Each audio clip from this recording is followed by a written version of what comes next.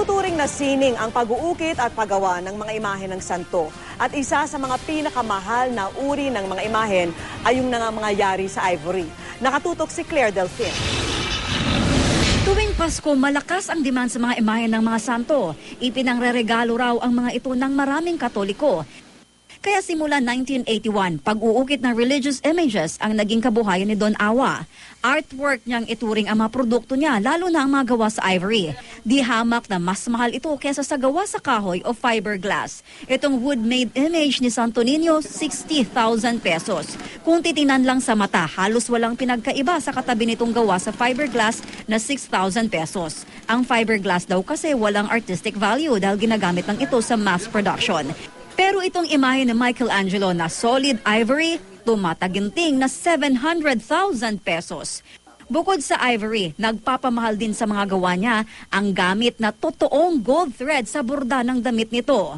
Ilan lang ito sa mga naiwang stocks ng sculptor na si Don Awa na mga religious image na gawa sa ivory. Ang imaheng ito ni Our Lady of Manawag, tanging ang mukha at ang mga kamay lamang ang gawa sa ivory. Pero nagkakahalaga na yan ng halos 300,000 pesos. Hindi lang naman daw dahil sa gawa ito sa ivory, kundi malaking bagay rin daw dito ang craftsmanship o ang kalidad ng trabaho.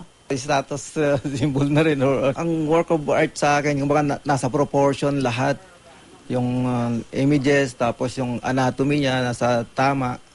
At saka yung makikita mo naman itsura na maganda, pati yung mga position nila, yung hindi matigas. Pero tinitipid na raw niya ang paggamit ng ivory. Konti na lang daw kasi ang stocks niya na naging subject pa ng smuggling case noong 2006. Pero 2009 na nang mabawi niya ang mga ito matapos manalo sa kaso. Legal naman yung ginagawa namin. Kami ang napagbintangan. Alam daw niya na may mga illegal ngang bentahan ng ivory sa bansa. Hanggang ngayon nga raw may mga nag-aalok pa raw sa kanya ng ivory pero hindi raw niya pinapatulan ito. May tumatawag minsan pero hindi namin pinapatulan dahil mahirap na, tapos na yung ano namin yung kumbaga alam na namin bawal ngayon. Ayon kay Father Ting Mesiano ng St. John Bosco Parish, long-lasting ang ivory kaya ito ang tinatangkilik ng mga kamarero o collectors ng religious icons.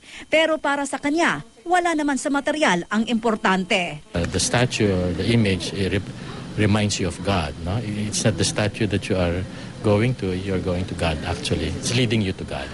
So yun ang mahalaga, whatever material it is. Claire Delfin, Nakatutok, 24 Oras.